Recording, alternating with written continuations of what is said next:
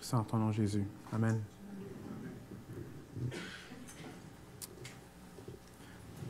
C'est un enfant qui parle à son père et son père lui dit, « OK, demain, on va aller dans une excursion, on va grimper la montagne, on va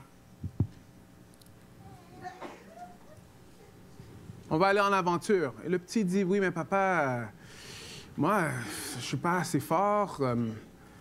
J'ai de la misère à juste monter la petite colline devant chez nous. Comment qu'on va faire? » Et le papa, il dit juste, « Fais-moi confiance. Mets ta main dans ma main et fais-moi confiance. » Alors, pendant qu'ils sont en train de marcher, l'enfant, il trébuche des fois. Il devient fatigué. Mais en regardant son papa, il peut continuer.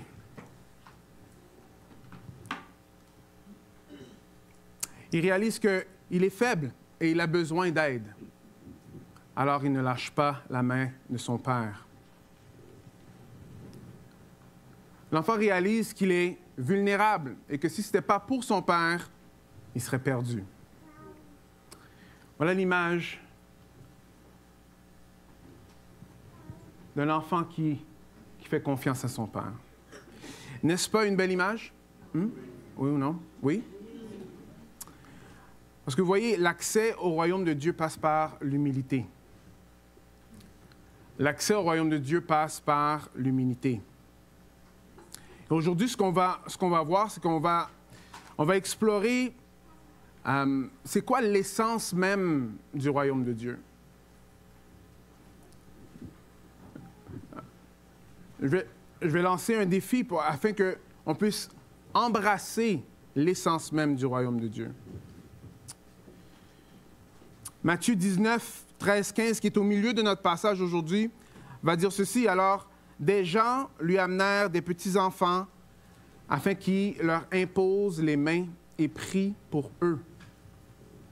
Mais les disciples leur firent des reproches. Et Jésus dit, « Laissez les petits-enfants et ne les empêchez pas de venir à moi, car le royaume des cieux est pour leurs pareils. » Il leur imposa les mains et partit de là. Alors, vous savez, ce n'est pas la première fois que Christ parle d'être comme un petit enfant. On a vu ça, je pense que c'est la semaine passée, oui, hein? Et on le revoit encore. Et cette histoire-là est intéressante parce que c'est entre deux histoires. La première histoire qui va parler de tout ce qui a à faire avec le mariage. Et la deuxième histoire d'un jeune homme qui avait beaucoup de biens. Mais je trouve ça intéressant que Matthieu a mis cette histoire-là au milieu pour nous rappeler vraiment que c'est par l'humilité, par la reconnaissance de nos faiblesses, par la reconnaissance qu'on a besoin d'être dépendant de Dieu qu'on rentre dans le royaume. Mais vous voyez, c'est une idée qui sonne bien, mais quand on fait un peu l'analyse des choses, aujourd'hui, c'est vraiment pas ça qui est promu autour de nous. Et des fois, il faut faire attention parce que des fois, on adopte ces genres de façon de penser-là. Et ce qu'on adopte dans notre tête va nous aider ou pas nous aider à analyser les choses d'une certaine façon. Freud, dans l'avenir d'une illusion, va dire ceci. La religion est une illusion et elle tire sa force du fait qu'elle tombe sur le coup de nos désirs instinctuels. Qu'est-ce qu'il veut dire? Freud considère que les êtres humains cherchent une figure parentale puissante pour se sentir en sécurité et protégés. Right? Il va continuer à dire que ça donne un frein à la maturité psychologique, car il empêche les individus d'accepter pleinement les réalités d'un monde adulte. Continue à faire une critique de cette dépendance-là des chrétiens. Il va dire, il estime qu'une société avancée doit encourager les individus à se libérer de cette dépendance infantile, à affronter la réalité et à accepter les responsabilités de leurs propres choix et actions. Ces mots exacts vont être ceci. L'homme ne peut pas rester éternellement un enfant. Il doit enfin, à un moment donné, sortir dans la vie hostile. On peut appeler cela de nombreux noms. Il n'en demeure pas moins que la religion est la névrose optionnelle universelle de l'humanité. Alors Freud, lui, il est en train de clouer, cogner sur le clou, en train de dire que, dans le fond, si tu fais partie d'une religion, tu bloques psychologiquement. Tu n'es pas capable de vraiment maturer ou grandir. Pour faire ça, tu as besoin de tasser ces choses-là de côté, comprendre que la religion, c'est comme un papa fictif, là, et vis ta vie. Accepte les choses qui sont là. Dernière chose, nous devons reconnaître que l'état d'esprit religieux est un retour à la pensée infantile et que pour devenir pleinement humain, c'est fort ce qu'il dit, pour devenir pleinement humain, il est nécessaire d'aller au-delà de cette dépendance. Freud, qui est encore très enseigné dans nos écoles, est en train de dire, dans le fond, tout ce qui est religieux, il faut tasser ça de côté pour que vous soyez pleinement humain. Pleinement humain. Alors, une photo qui probablement ressemblerait un peu plus de ce que Freud voudrait pour l'humanité, ce serait quelque chose comme ça.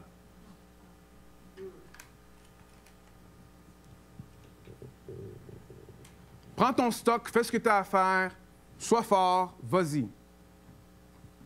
Grandis. Je sais pas. I don't know. Je sais pas pour vous. Peut-être que c'est juste moi, mais je suis pas sûr. Pourquoi? Parce que je ne sais pas si juste vautrer dans l'orgueil, dans « je suis capable de faire les choses moi-même », comment ça vous sert jusqu'à maintenant? Est-ce qu'on se sent vraiment pleinement humain? Ça fait un petit bout de temps que certains d'entre nous sont en train de conduire notre propre voiture, right? C'est une image, dans le sens qu'on conduit notre propre vie. Et quand on fait les choses d'après notre propre vie, nos propres désirs, les choses que nous, on veut, ça nous emmène où?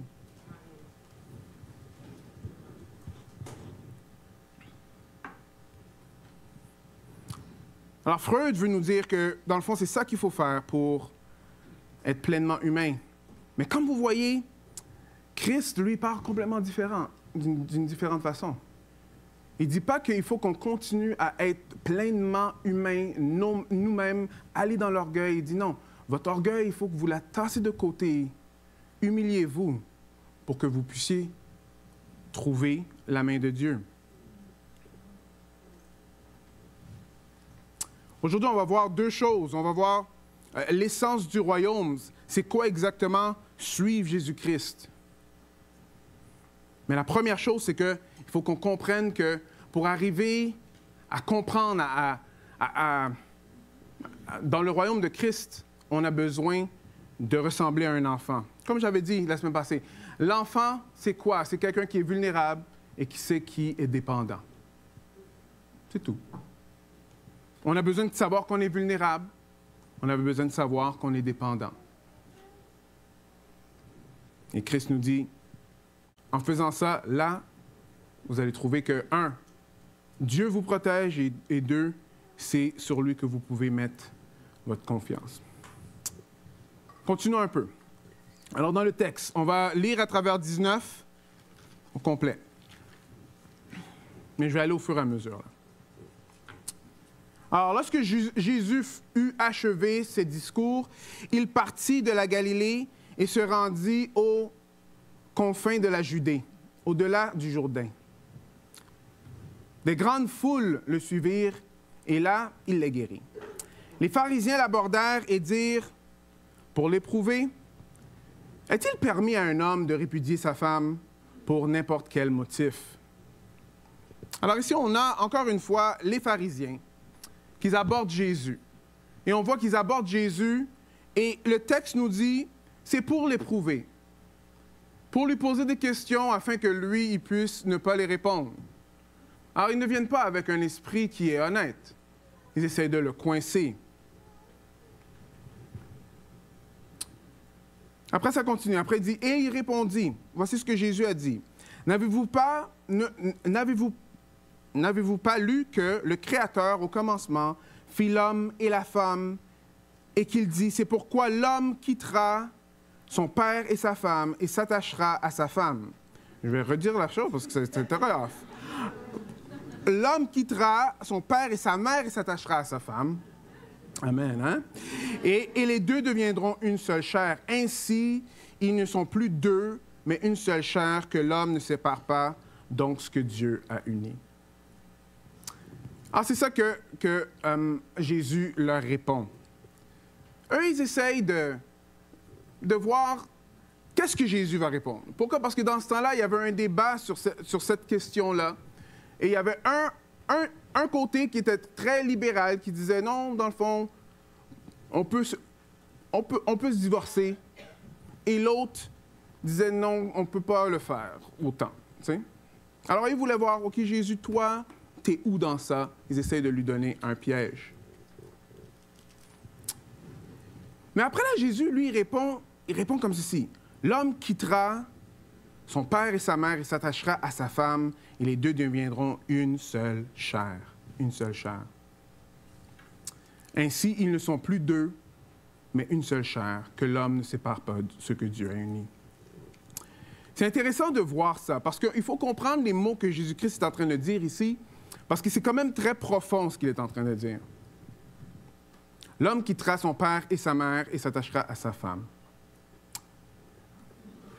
Avant qu'on rentre dans ça, j'aimerais juste... j'aimerais vous dire une expérience que j'ai eue pour nous aider à mieux comprendre un peu le texte, OK? Alors, je suis allé à Best Buy. Il n'est plus là, mais c'était dans le temps Best Buy qui était sur l'autoroute, là. Et en parlant à quelqu'un, on est en train de parler. OK, c'est beau. Et finalement, je ne sais pas pourquoi, mais la personne m'a parlé de péché. J'ai dit, OK, porte ouverte, on parle de péché. Alors là, je commence à lui expliquer, oui, Jésus-Christ est mort pour ce péché et tout. Après, la personne elle disait, non, on n'a pas besoin de Jésus-Christ parce que comme dans le fond, il faut faire attention au péché. Depuis que je fais attention, le mieux que je peux. Tout... Après, finalement, après un bout de temps, ce que j'ai réalisé, c'est qu'on disait le même mot, mais on avait deux définitions complètement différentes. La Bible explique que le péché, c'est quelque chose qu'on fait qui est contre Dieu. On a une relation avec Dieu, mais quand on pêche contre lui. Quand je lui ai dit ça, mais non, on ne peut pas pécher contre Dieu. C'est pas ça. Sa définition à lui, le péché était, dans le fond, les choses que je fais mal, mais pour contrer ça, il faut que je fasse le plus de choses qui sont bien. Dieu n'était pas impliqué dans ça. Est-ce que vous voyez? Deux notions qui sont complètement différentes. Parce que si on pêche contre Dieu, la solution, c'est quoi? Oh, c'est la repentance. Mais si ce n'est pas contre Dieu qu'on est en train de pécher, dans le fond, la solution est sur tes épaules pour faire le mieux que tu peux pour essayer de balancer ton Excel sheet de péché. Est-ce que vous me suivez? Oui. Pourquoi je suis en train de vous dire ça? C'est parce que c'est important de voir qu'il y a certains mots aujourd'hui là qu'ils ont comme changé. Quand on les dit, on entend d'autres choses. Je vais vous en donner juste un exemple. La liberté d'expression. Vous avez déjà entendu ça? OK. Alors, le sens traditionnel de la liberté d'expression veut dire le droit de s'exprimer librement sans crainte de répression de la part de l'État. C'est ça. Mais aujourd'hui, je ne sais pas si vous avez vu, mais les libertés d'expression, ça a l'air que ça a pris complètement un autre sens. Souvent, c'est comme... la liberté d'expression aujourd'hui, c'est comme une excuse pour éviter la responsabilité de nos propos. Dans le fond, on peut dire n'importe quoi qu'on veut, mais c'est la liberté d'expression. Alors, si on parle de la liberté d'expression, il faut définir les termes. Est-ce que vous me suivez un peu? Je vais vous donner un autre exemple, après je vais retourner au texte. Radical. Hein? Quelqu'un de radical. c'était pas quelque chose de négatif. Ça voulait dire que quelque chose, une personne ou quelque chose de fondamental ou profond, souvent utilisé pour un changement profond ou radical. Aujourd'hui, radical veut dire quoi exactement? Quelqu'un de radical. Quelqu'un extrémiste. Right? Alors, on voit que les mots, là, il faut faire attention. Alors, quand on dit radical, définissons le terme pour savoir quelle définition qu'on a. Pourquoi je vous dis ça? C'est parce que le texte que je viens juste de lire, on peut l'entendre de plusieurs différentes façons. Je suis en train de lire ici, c'est pourquoi l'homme quittera son père et sa mère et s'attachera à sa femme. Les deux deviendront une seule chair. Des fois, là, on peut entendre ce texte-là, on peut dire « Ah, attends une minute. » Est-ce que tu es en train de dire ici que le mariage est entre un homme et une femme? Oui, c'est ça que la Bible est en train de dire, que le mariage est entre un homme et une femme. Wow, attends une minute. En lisant ce que la parole de Dieu est en train de dire en ce moment, on est simplement en train de dire que les relations sexuelles que Dieu approuve, c'est entre un homme et une femme. Mais on peut entendre quelque chose d'autre. On peut entendre « Ah, attends une minute. Hey, ça, c'est... Ce que tu viens juste de dire, là, c'est méchant. Tu dis ça pour exclure. Tu es en train de parler d'une façon très arriérée. Est-ce que vous me suivez? Et ça j'ai un peu vu ça. J'ai un peu constaté ça. Et souvent, ça va donner deux choses. Ou bien on va voir ces propos-là comme des propos blessants, ou bien on va avoir la crainte d'en parler carrément, parce qu'on sait qu'on peut avoir des représailles. Ça n'a pas toujours été le cas. Ça n'a pas toujours été le cas. Et je vais vous expliquer pourquoi. Parce que ici, le texte est en train d'expliquer le mariage, et je vais vous expliquer, je vais vous faire voir que le mariage qui est ici reflète un mariage qui est encore bien plus grand que le mariage terrestre. Et c'est pour ça que Dieu l'a fait comme ça. Il y a une raison pourquoi Dieu fait les choses. Et que tout ce qui est en dehors de ça devient péché. Oui, ça devient péché. Mais je ne sais pas si vous vous rappelez ce que j'ai dit ce matin. Péché, il y a une solution au péché. Il y a la repentance. Péché, il y a une solution au péché. Jésus-Christ est mort pour nos péchés sur la croix. Vous voyez, quand Dieu, lui, sauve un chrétien, il ne veut pas un chrétien, il ne veut pas juste vous déclarer, pas déclarer, mais comme vous affirmer dans vous-même. Là. Alors, c'est pas, il ne sauve pas d'une façon affirmative, que genre, OK, bon, là, tu as sauvé Patrick, alors là, je peux m'affirmer. Non, il nous sauve d'une façon transformative. Il nous accepte comme on est, mais il ne veut pas qu'on reste comme on est. Vous voyez, si on va dans Genèse, je vais le lire. Bon, ça, c'est directement de Genèse, alors je vais le lire. On va voir que l'Éternel, Dieu forma une femme de la côte qu'il avait prise de l'homme, et il l'amena à l'homme. Et l'homme dit, « Ah, cette fois, c'est l'os de mes os, la chair de ma chair. C'est elle qu'on appela femme, car elle a été prise de l'homme. C'est pourquoi l'homme quittera son père et sa mère et s'attachera à sa femme, et ils deviendront une seule chair. L'homme et sa femme étaient tous deux nus, et ils n'avaient pas honte. » La partie du texte qui est vraiment intéressante, c'est « et ils feront une seule chair ». Une seule chair. Souvent, on va juste le voir comme « ah, des relations sexuelles ». Non, c'est beaucoup plus que ça, une seule chair. Et des fois, on va voir « OK, mais Dieu a créé l'homme et la femme et on va voir que c'est comme séparé ». Non, non, non.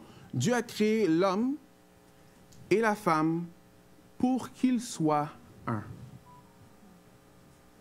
Pour que un complète l'autre. Pour que la personne soit, en hébreu, son vis-à-vis. Son vis-à-vis. Alors, il a fait la femme d'une certaine façon, l'homme d'une certaine façon, afin qu'ensemble, ils puissent faire un. En tout. en tout. Alors, ce n'est pas seulement physiquement. Non, c'est que l'un va dépendre de l'autre. L'un va compléter l'autre. Et comme vous voyez, ça, c'est les deux premières personnes sur la planète. Il n'y a pas d'autres personnes, là. Adam était en train de regarder les animaux. Non. Après, Dieu a dit, c'est pas bon que l'homme soit seul, et après, il a créé la femme. Alors, il a créé l'homme et la femme pour qu'ils soient un. Et une chose qui est vraiment intéressante, si vous n'avez jamais pensé à ça, je vais le lire dans les mots de D.A. Carson, après je vais vous montrer un peu ce qui se passe. Le mariage n'est pas seulement une institution humaine, complètement malléable par les coutumes humaines. C'est une création divine destinée à projeter sur l'écran de l'imagination humaine la beauté d'un sauveur qui se donne de manière sacrificielle pour son épouse. Et dans son épouse qui se donne en retour avec gratitude. L'image qu'on voit ici est une image qui reflète quelque chose de plus grand. Le mariage, comme Dieu l'a conçu, reflète, dans le fond, l'image de Jésus-Christ et son Église. Jésus-Christ et son Église. Allons voir quelques versets dans Éphésiens. Pendant que Paul est en train d'expliquer les relations hommes et femmes, il va dire ceci. « Femmes, soyez soumises chacune à votre mari comme au Seigneur. Car le mari est le chef de la femme, comme Christ est le chef de l'Église, qui est son corps et dont il est le sauveur. Comme l'Église se soumet au Christ, que les femmes se soumettent en tout chacune à son mari. Marie, aimez chacun votre femme comme Christ a aimé l'Église et il s'est livré pour lui-même pour elle. » Alors encore une fois, on peut lire ces mots-là et entendre quelque chose d'autre. Femmes, soyez soumis à votre mari parce qu'il est le chef de la femme. Ah, boy! Alors, là, on entend, attends une minute. Alors, la Bible est en train de dire que mon mari peut faire ce qu'il veut, il peut me traiter comme il veut. C'est pas ça que c'est... Non. Mais c'est devenu ça aujourd'hui.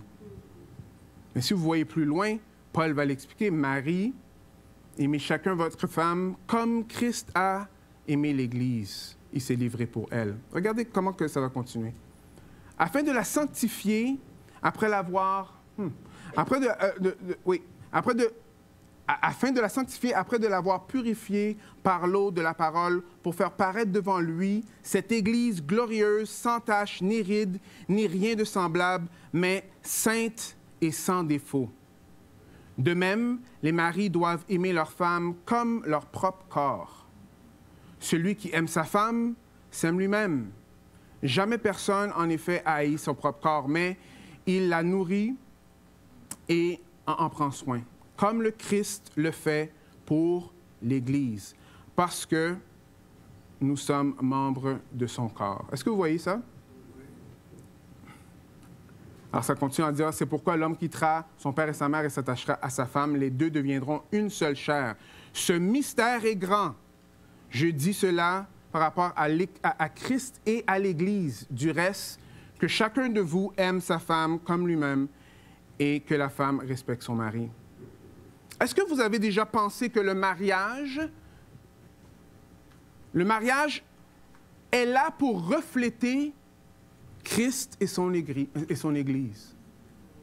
Dieu a laissé comme une image sur la terre pour nous rappeler qu'un jour, l'Église et Christ vont être mariés. Ici, ça dit, oui, on est l'épouse de Christ. L'épouse de Christ. Alors ça veut dire plusieurs choses. Un, ceux qui sont mariés. Le mariage n'est pas simplement comment tu te sens vis-à-vis ton épouse ou ton mari. C'est quelque chose de bien plus grand.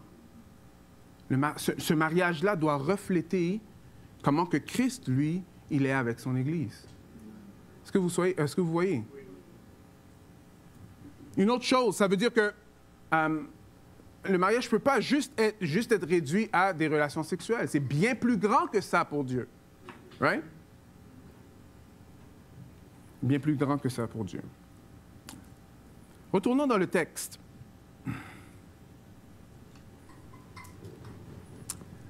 La dernière phrase ici, ça dit que l'homme ne sépare pas donc ce que Dieu a uni. Et c'est important que je prenne une parenthèse sur ça, parce que il y en a qui comprennent ça, c'est bien. Quand ils viennent, ils veulent se marier devant Dieu, c'est beau. Mais le mariage, lui, il a été instauré dès le début de la création. C'est même avant la loi mosaïque. OK? Et celui qui a fait le mariage, c'est qui? C'est Dieu. Alors, ça veut dire que les lois ne peuvent pas vraiment changer l'essence du mariage. Le mariage ici, c'est entre un homme et une femme. Ce n'est pas entre un homme et un homme. Ce n'est pas entre un homme et plein d'hommes, plein de femmes. Comme le texte est en train un peu de nous montrer. Parce que dans ce temps-là, ce que les hommes voulaient faire, c'est qu'ils étaient avec des femmes, après, quand ça ne faisait pas leur affaire, ils disaient, OK, je répudie cette femme-là, je vais en prendre une autre.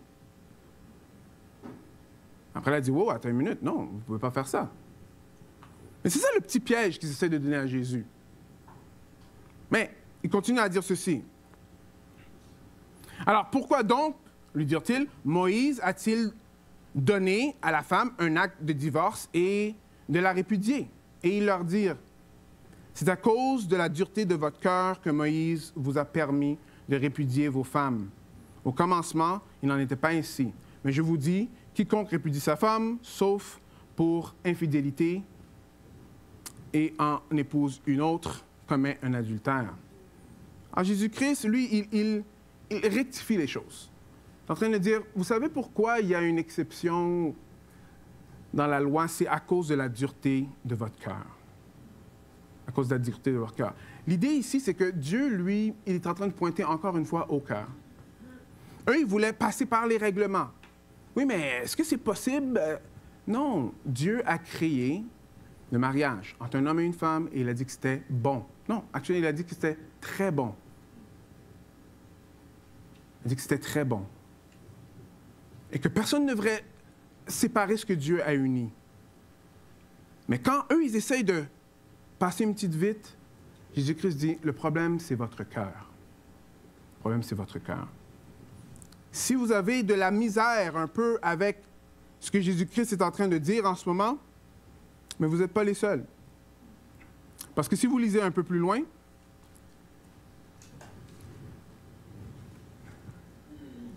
voici la réponse. Ses disciples lui dirent, si telle est la responsabilité de l'homme à l'égard de la femme, alors il n'est pas avantageux de se marier. Hey, ils ont catché, hein? On dit, attends, tu veux me dire que juste s'il y a un adultère, que c'est la seule raison qu'on peut se divorcer, il faut que j'accepte tout le reste? Après, il dit, mais c'est pas avantageux pour que l'homme se marie. Est-ce que vous voyez un peu? Alors, quand on pense que, genre, OK, mais finalement, est-ce que la façon de Christ est difficile? Dans ce temps-là aussi, c'était pas vraiment aussi smooth que ça, là.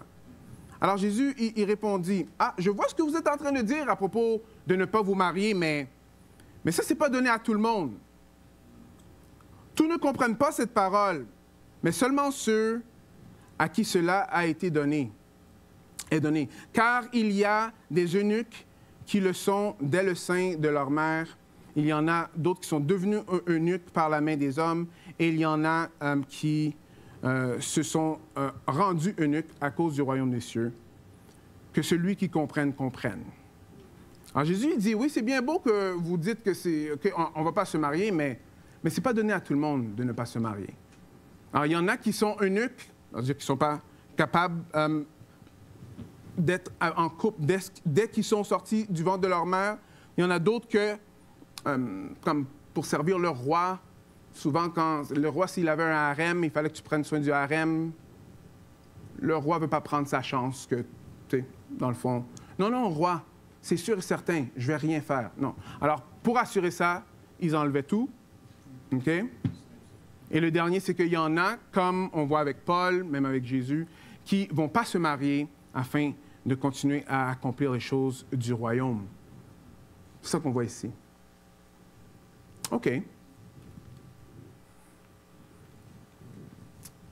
Question. Ah, mais attends une minute.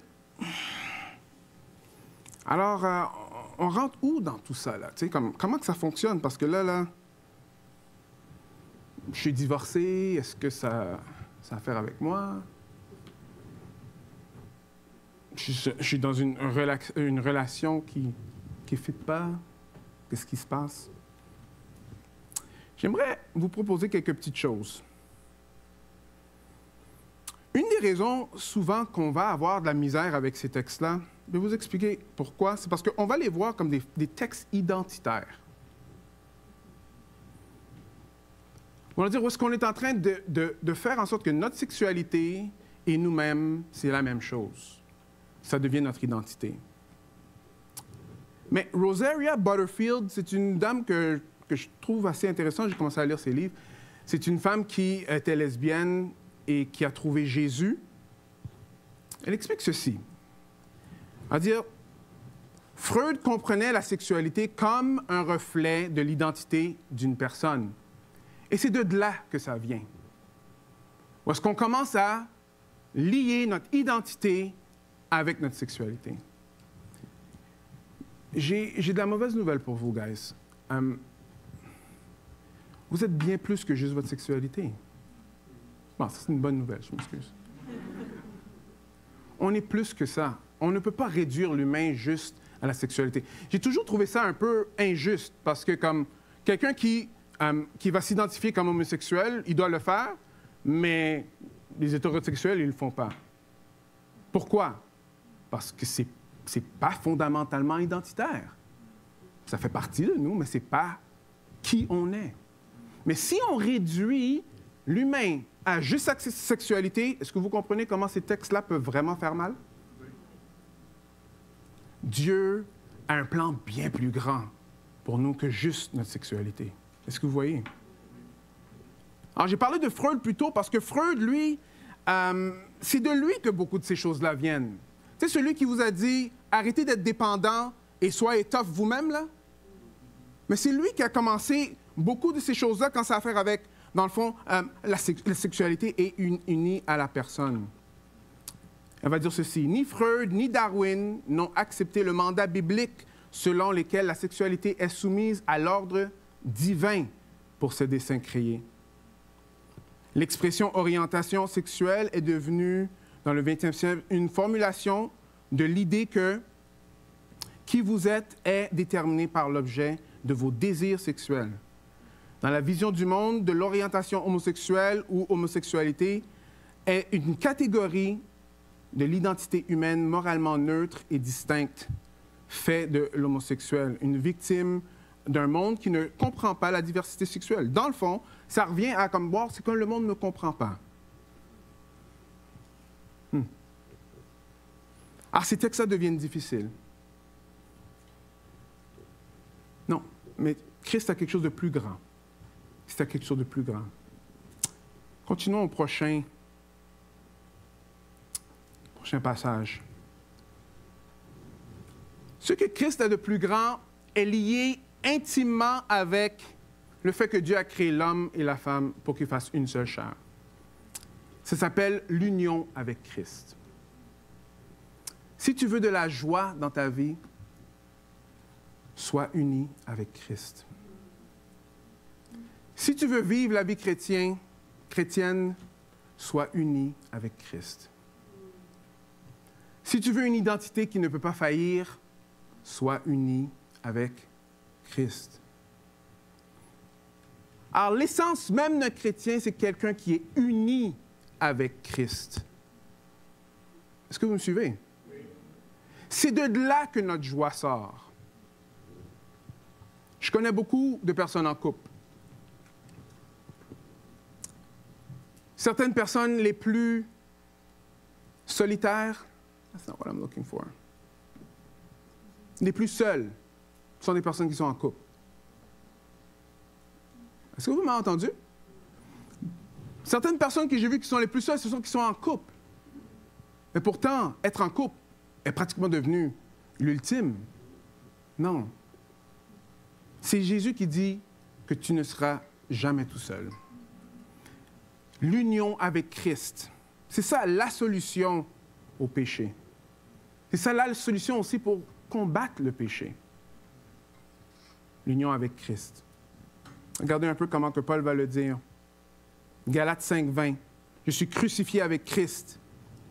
Et ce n'est plus moi qui vis, c'est Christ qui vit en moi. Ma vie présente dans la chair, je la vis dans la foi au Fils de Dieu qui m'a aimé et qui s'est livré lui-même pour moi. La solution, comme vous voyez ici, c'est d'être uni avec Christ. C'est plus moi qui vis, mais Christ qui vit en moi. Mais celui qui s'attache au Seigneur est avec lui un seul esprit. Si quelqu'un est en Christ, il est une nouvelle créature. Les choses anciennes sont passées et toutes choses sont devenues nouvelles.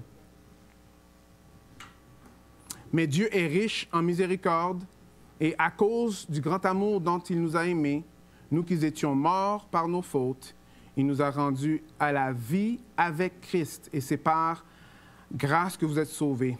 Il nous a ressuscités ensemble et fait asseoir ensemble dans les lieux célestes en Jésus-Christ. La solution, c'est d'être unis avec Christ. Par contre, il y a une chose qui va toujours nous bloquer, et je vais vous montrer ça avec la prochaine histoire. Le jeune homme riche. Alors, c'est un jeune homme qui vient voir Christ. Oui, je vais juste vous résumer l'histoire. Il vient voir Jésus. Après là, il va dire ceci. Pourquoi m'interroge... non, il va dire oui. Oui, il va dire, Maître, que dois-je faire pour avoir la vie éternelle? Et Jésus va lui dire, mais pourquoi m'interroges-tu sur ce qui est bon? Un seul est bon. Alors, si tu veux entrer dans la vie, observe les commandements. Alors, vous voyez ici, le jeune homme vient voir Jésus, il dit, regarde, toi tu es un bon gars, right? Jésus dit, attends une minute, mais pourquoi tu m'appelles bon? Seulement Dieu est bon. Il est un peu en train de dire, si tu sais que je suis bon, moi je suis en train de te dire, c'est Dieu qui est bon. Alors, qu'est-ce qu'il faut que je fasse? Après, il lui dit, vas-y, tu ne commettras pas d'adultère, tu ne diras pas de faux témoignages, tu ne commettras pas de vol, honore ta mère et ton père, et aime ton prochain comme toi-même. Et regarde. Alors, le jeune homme lui dit, j'ai gardé tout ça. Alors, qu'est-ce qui me manque? Alors, Jésus va lui dire, si tu veux être parfait, va, vends ce que tu possèdes, donne-le aux pauvres, et tu auras un trésor dans les cieux. Puis, viens et suis-moi. Après avoir entendu ces paroles, le jeune homme s'en alla tout triste, car il avait de grands biens. Jésus dit à ses disciples, en vérité, je vous le dis, il est difficile à un riche d'entrer dans le royaume des cieux. Je vous dis encore, il est plus facile à un chameau de passer dans un trou d'aiguille qu'à un riche d'entrer dans le royaume de Dieu. Alors ici, wow, toute une interaction. Quelqu'un qui est riche, il y a beaucoup de biens, beaucoup de biens. Après, il vient voir Jésus, il dit, regarde, comment que je fais pour aller au ciel, tu sais? Et Jésus lui répond, regarde, fais ce qui est écrit dans la loi. Il dit, mais moi, je l'ai fait. J'ai fait tout ça. Alors Jésus dit, OK. Si tu veux vraiment être parfait, ça veut dire que tu veux vraiment faire ce que la parole de Dieu dit, vends et suis-moi. Laisse tout ce que tu as et viens être uni à moi. Laisse tout ce que tu as et suis-moi. Alors, vous voyez, l'union avec Christ, ce qui nous bloque de l'union avec Christ, c'est ce que nous, on garde très fortement dans nos mains. Le jeune homme riche, ça dit qu'il est parti, quoi? Triste. Parce qu'il avait de grands biens. Alors, avant qu'on va juste prendre ce texte-là juste sur un niveau que genre, mais OK, mais moi je donne, moi je suis un gars généreux. C'est bien plus grand que ça. Jésus est en train de dire, dans le fond, ce que tu n'es pas prêt à lâcher, c'est ça qui te bloque d'être uni avec moi. Est-ce que vous me suivez? Oui. Parce qu'ici, le jeune homme riche, il n'a pas vu Jésus comme un trésor. Il a vu que ses trésors étaient plus trésors que Jésus. Alors, il est parti triste. Il dit, ah, je pensais qu'il avait l'affaire, mais finalement, je vais juste garder mes affaires. Alors, je te pose la question aujourd'hui. Est-ce que tu tiens quelque chose tellement, tellement fortement que tu n'es pas prêt à lâcher ça pour avoir Christ? Parce que rappelez-vous, où est-ce que vous allez avoir la joie? C'est être uni avec Christ. La paix, la persévérance, la force, c'est uni avec Christ. Comme l'image qu'on voit dans le jardin. Alors, qu'est-ce que les disciples, eux, ils ont dit? Encore une fois, les disciples, entendant cela, étonnés, très étonnés, ils dirent, alors qui peut donc être sauvé? T'sais, ils comprennent, là, comme genre, attends une minute, là, comme... Alors, c'est qui peut faire ça? Et Jésus les regarda et leur dit, aux hommes, cela est impossible, mais à Dieu, tout est possible. Regardez, frères et sœurs et amis, c'est très important de comprendre quelque chose. Vous ne voulez pas que quelqu'un suit Jésus-Christ parce qu'il vous aime. Vous ne voulez pas que quelqu'un suit Jésus-Christ juste parce que, dans le fond, tu sais, ah, mais là, je fais partie des chrétiens, là. Parce que vous l'avez dit, la bonne parole. Non, vous voulez que Dieu, lui, il fait l'impossible. C'est seulement Dieu qui peut sauver. Et vous savez, il n'y a pas moyen de marcher cette vie-là, à moins que Dieu, c'est lui qui est en train de le faire à travers nous. Si c'est juste une autre religion, on ne dira pas, c'est sûr et certain. Si c'est juste la bonne chose à faire, on ne dira pas, il y en aura qui seront bien mieux que nous. Non, on a besoin que Dieu fasse l'impossible. On a besoin que Dieu vienne sauver. Amen? Ça nous ramène au point que, finalement, écoutez-moi bien, c'est pas vos bons arguments. Ah, je ne veux pas parler aux autres parce que je n'ai pas des bons arguments. Ce n'est pas ces choses-là. On veut qu'ils rencontrent qui? Jésus. Le but, c'est Jésus. Alors, c'est pour ça que Dieu a créé l'homme et la femme. Ils se complètent. L'Église est complétée par Christ. Celui qu'on doit présenter, c'est Christ. Pas plus de règlements. Christ. Christ. Alors Pierre prit la parole et dit, « Voici que nous avons tout quitté et nous t'avons suivi. Qu'en serait-il de nous? »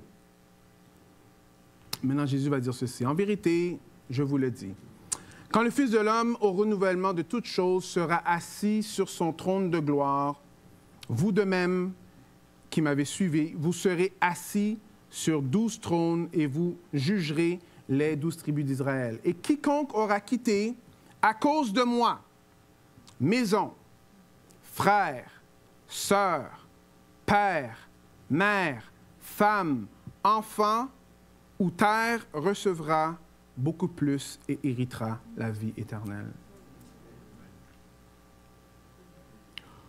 Quiconque aura quitté, tu peux mettre ce que tu veux qui est là, qui n'est pas là, je veux dire, recevra beaucoup plus et héritera la vie éternelle.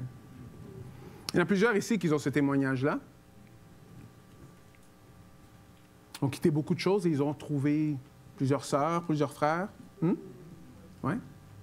Il y en a d'autres qui n'ont jamais eu d'enfants. Ils n'étaient pas capables d'avoir d'enfants.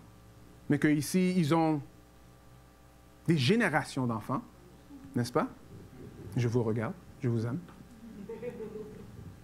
Il y en a d'autres qui ont été rejetés dans la société. Pas d'amis. Mais qu'ils ont retrouvés au centuple ici. N'est-ce pas? Ici, Christ est en train de dire que vous recevrez beaucoup. Et ce n'est pas fini. Et vous hériterez la vie éternelle. Ce n'est pas juste pour maintenant, c'est pour l'éternité.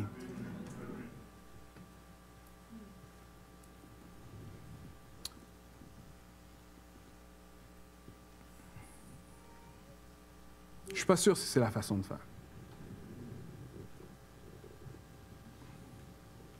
Je ne suis pas sûr si on prend toutes nos choses nous-mêmes, On va vivre notre vie seul, nous-mêmes, si on va arriver vraiment où est-ce qu'on pense qu'on va arriver. Mais Christ nous dit de venir à lui. Parce qu'en venant à lui, on est réconcilié avec le Père. On marche main dans la main, il est là, il prend soin de nous. Ça ne veut pas dire que la voie va être smooth, là. Rocailleux, ça va être difficile, mais le Père est là. Avec l'union avec Christ, il est toujours là. Vous me suivez? Alors, c'est vrai, j'ai parlé de beaucoup de choses aujourd'hui. L'accès au royaume passe par l'humilité. Le plan de Dieu pour le mariage. Après, j'ai aussi parlé qu'il faut qu'on lâche les choses du monde afin d'avoir Christ. Mais ne manquez pas ce point ici. C'est très important, ne manquez pas ce point ici. La clé dans tout ça que Jésus-Christ est en train de montrer très clairement, c'est qu'il vaut la peine. Il vaut la peine. Ce n'est pas juste un gars qui est en train d'écrire de quoi sur des livres psychologiques après là que tout le monde a suivi. Non. Ce que Christ nous montre la vérité. Il est mort et ressuscité pour nos péchés. On sait que le problème, c'est le péché. Jésus-Christ est la solution. On a besoin de Jésus. Présentons Jésus et je vous prie ce matin de vous tourner vers lui.